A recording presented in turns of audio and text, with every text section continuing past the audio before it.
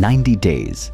That's how long Lego had left. Not until they missed a payment, not until investors pulled out.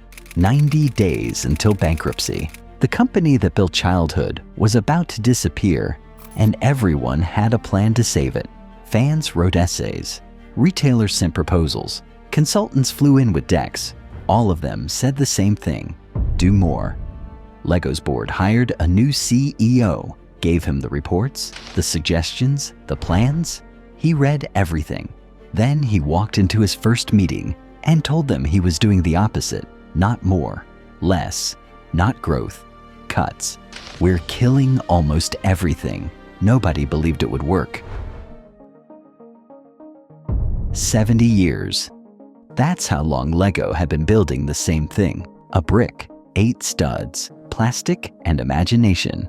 By the 1990s, every kid on the planet knew what Lego was. Walk into any house with kids, and you'd find a bin: red mixed with blue, yellow mixed with green. Lego didn't tell you what to build. They gave you pieces and got out of the way. But in 1999, a Lego researcher walked into headquarters with a report. Kids were spending 60% less time building than 5 years earlier. The executives asked why. The researcher pointed to a shelf: PlayStation, Nintendo 64, Game Boy. They don't need to imagine anymore. The screen does it for them. Lego's internal data showed kids played with Lego bricks for 18 minutes before losing interest. In 1994, it was 47 minutes. They were losing childhood. The board panicked. If kids wanted instant gratification, Lego would give it to them. Star Wars, Harry Potter, Spider-Man, Batman. They created Bionicle, a mythology, heroes, villains, not just bricks, a universe, theme parks, video games, TV shows, clothing. They told designers, create whatever kids want. Revenue exploded, but someone in accounting noticed something.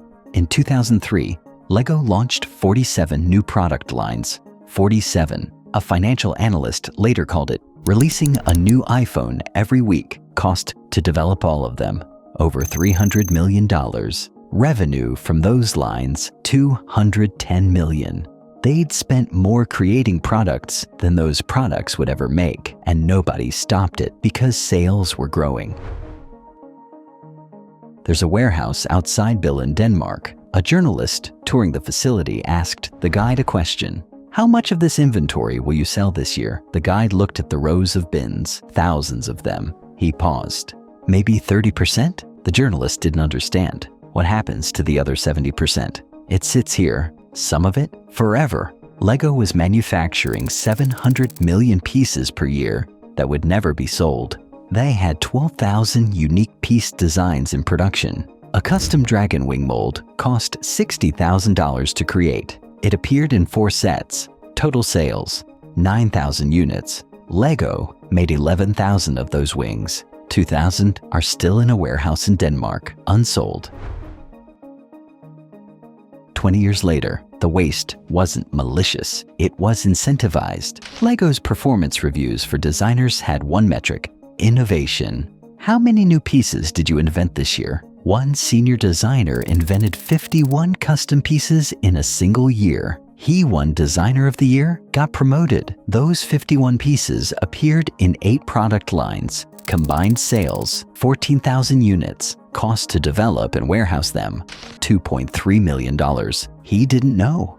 Nobody told him. The system rewarded creativity. The company was dying from it. The Kirk Christiansen family needed someone who didn't care about Lego's history, someone who cared about survival. They hired Jürgen Vig Knudstorp, McKinsey consultant. No toy background, just spreadsheets. Knudstorp spent 6 months pulling data. Then he scheduled a board meeting. He walked in with a single slide. You're drowning in complexity, and your customers are demanding more of it.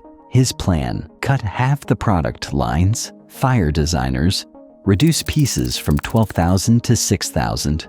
Stop listening to customers. One board member stood up. You're asking us to kill the company. Knudstorp didn't blink. No, I'm asking you to save it by destroying what it became. The vote was 5-4, one vote. If a single board member had voted differently, the plan would have died. According to financial analysts who later reviewed the books, Lego would have filed for bankruptcy within 8 months. One vote saved them. Knudstorp became CEO 3 weeks later. Galador gone overnight. Jack Stone, Clickets, Explore, terminated. Legoland theme parks, sold. Video game division, shut down. Then Knudstorp fired 30% of the design team. One designer who'd won Internal Innovation Awards 3 years running was let go on a Friday. On Monday, fans found his resignation letter on a Lego forum. They've killed the soul of this company. Lego used to reward imagination. Now they punish it. The thread got 11,000 replies in 2 days. Lego just committed suicide. One user posted an obituary for Lego. Retailers panicked. Walmart cut shelf space in half. Knudstorp said nothing publicly. He'd been CEO for 4 months. If this failed, he'd be the man who killed Lego. He kept cutting. By the end of his first year, 90% of Lego's complexity was gone. What remained? Lego City, police stations, fire trucks, classic bricks, the stuff forums called boring. Then they waited. An accountant walked into Knudstorp's office, put a spreadsheet on the desk. Knudstorp looked at the profit line. Positive. Is this right? The accountant nodded. Run it again. They ran it 3 times. Lego had posted a profit. First time in 3 years. The next year, profits doubled. Manufacturing costs collapsed. Sets that took 6 months to design now took 4 weeks. And something unexpected happened. The boring sets were outselling everything. Lego City outsold Star Wars 3-1. One Walmart buyer told the press, "We thought cutting Lego's shelf space would hurt sales." Sales went up. Parents weren't confused anymore. They saw Lego. They bought it. The adult fans of Lego started coming back. In 2007, a forum thread appeared. Subject, I was wrong. The user who'd written Lego's obituary posted again. I said Knudstorp killed Lego. I said cutting products was surrender. I just bought 4 Lego City sets for my kid. And for the first time in 6 years, I built with him. Because it was Lego. I was wrong. The thread got 8,000 replies. Half agreed. Half still thought Lego had lost its soul. But they were all buying again. Within 5 years, revenue exceeded $1 billion.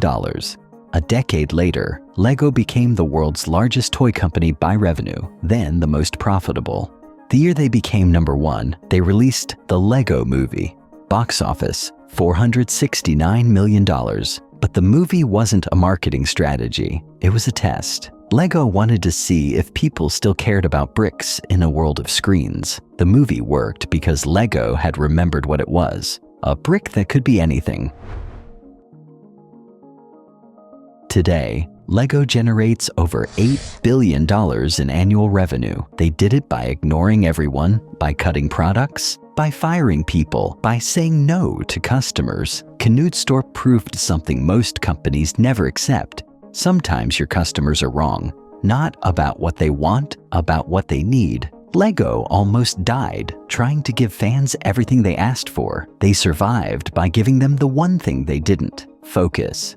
But there's a question that never gets answered. Did Lego win because Knudstorp was brilliant, or because he was terrified? The fans who loved Bionicles say, Lego lost its soul. The fans who wanted classic bricks say Lego found it. Both are still buying. Lego became the biggest toy company in the world by becoming smaller. Whether that's genius or cowardice depends on what you believe. Should a company give customers what they want, or save them from what they think they need? Lego chose survival, and it worked. But nobody knows if they were brave or just scared enough to stop.